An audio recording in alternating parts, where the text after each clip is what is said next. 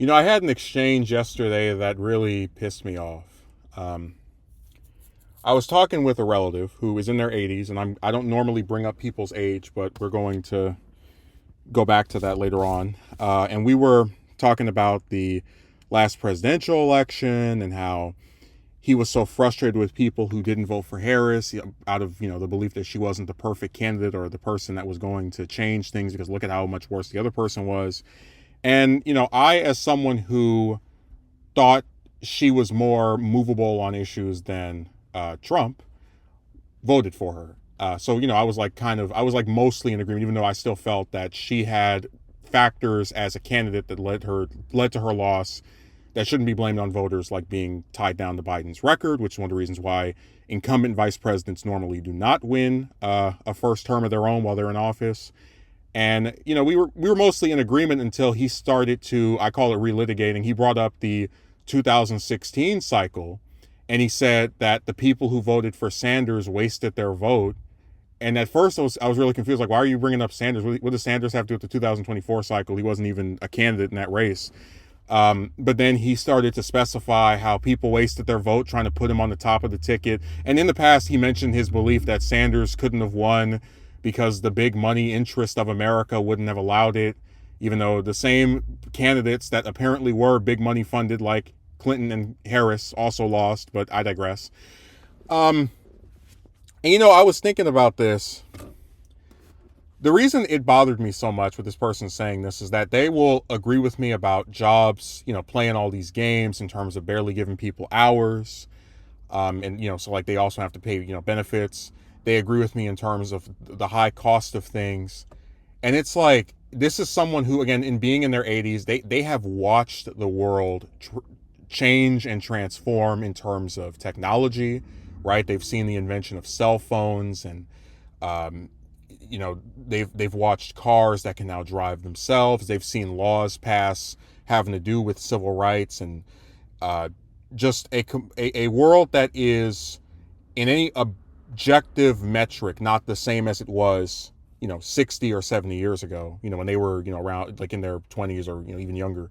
And in spite of all these changes that they have witnessed, that they have seen, they cannot convince themselves that there is a possibility that a man who wanted to actually fix a lot of the real issues of this country could get elected president. That was like the most difficult thing in the world for them to believe. And like I wasn't even upset by the idea that someone would think, oh, the moneyed interest was just too powerful to overcome. It's the fact that like they described people who voted for Sanders in the primary as having wasted their votes. I said, how the hell do you waste your vote in the primary? I didn't say this to them, but just the thought of like, okay, the person I voted for, you believe would not win in the general election. And if I vote for this other person that gets nominated by the party, which in that case would have been Hillary, then somehow I wasted my vote by voting for a different person in the. I mean, it's nuts. It's like it's such a like strange hostility towards people who want change, where it's like you'll agree with everything that person espouses in practice, but you have convinced yourself there's just no chance we can actually have any of this take place. And I said, I'm the kind of person where like I'm willing to play with the system in as far as, you need a job, so you'll try to get a job, and then you get a job, but then you can't afford to live off of like that one job because the hours are so minimal, so you try to get two jobs. And I'll do a whole separate video on how that's such a nightmare and just largely not even feasible, thanks to a lot of the practices of these companies. But even in trying to play the system, I'm not going to just throw my hands up and go, well, this is just the way things have to be. I believe, like, I would never tell you that I, as this one person in California, this one relatively unknown person, can change decades of screwed up stuff relating to the country I reside in. But I do believe that if I constantly bring this stuff up and share it around on social media and mention it to people in real life as well, I can make some difference. Maybe not enough for the laws to be overturned, right? But some alteration in terms of how many people know about this, how many people are aware of how things are in other places, or of how things used to be and or should be. Like I'm not going to sit there for 10 or 20 years only getting 15 hours of work a week and be like, well, this is just how things are.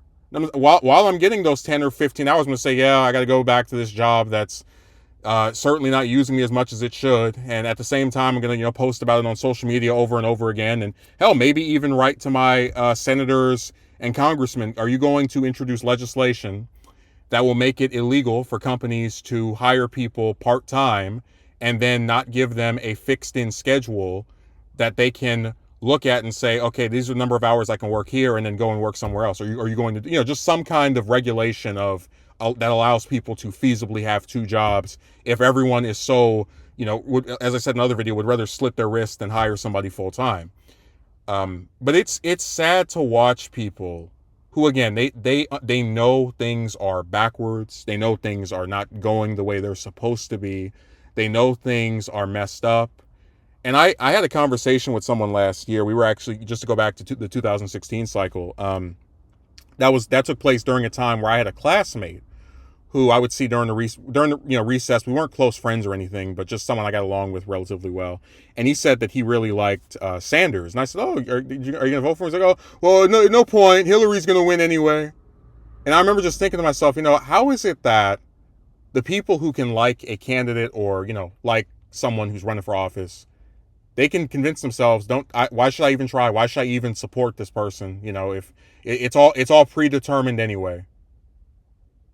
And I really hate this mentality, because they are acknowledging and admitting that you are right. Things are wrong. But to hell with actually, like, not only doing anything to make things different, but also even espousing support for what you're trying to do. At every turn I hear from this person, the world isn't going to change. The world isn't going to change. It's like, yeah, you say that, but we've watched in real time as things have changed. The minimum wage has been increased several times over, nationwide. It's been, 15, 16 years, long time, whatever. But it's changed, right? The amount of different types of jobs that people can have changed.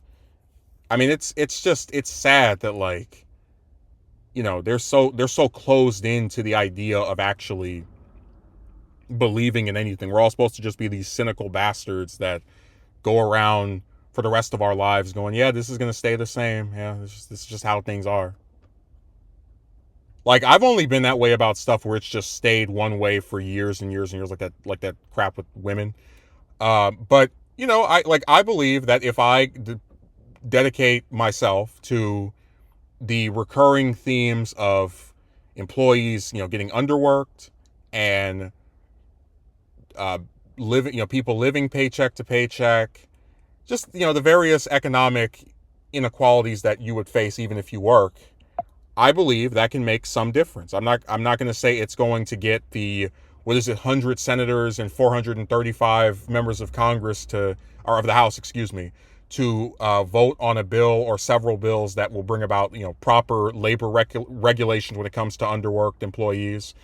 But still, man, there's a lot of people that just don't know this is going on. And the first step to changing things is spreading awareness, which I intend to play some part in. So I don't know, man. It just makes me sad that like, basically the guys who are on your side talk to you and are as antagonistic to the probability of what you're trying to do as a CEO or some kind of, big Fortune 500 company businessman. Like, they are basically espousing the rhetoric of the very people that they claim to not be fans of in the slightest. It's really sad.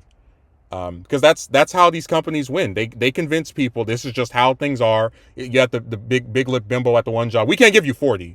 When I was getting upset about only getting 10 hours a week, you jump from 10 hours to 40 and think that you're not crazy. But this is what they do. They want you to believe you have to live this way. You have to have 2 or 3 jobs just to make ends meet. You have to only get 20 hours of work a week because your job doesn't want to use you for more than 5 hours a day, 4 days a week, or even less than that. It doesn't have to be this way. I know that.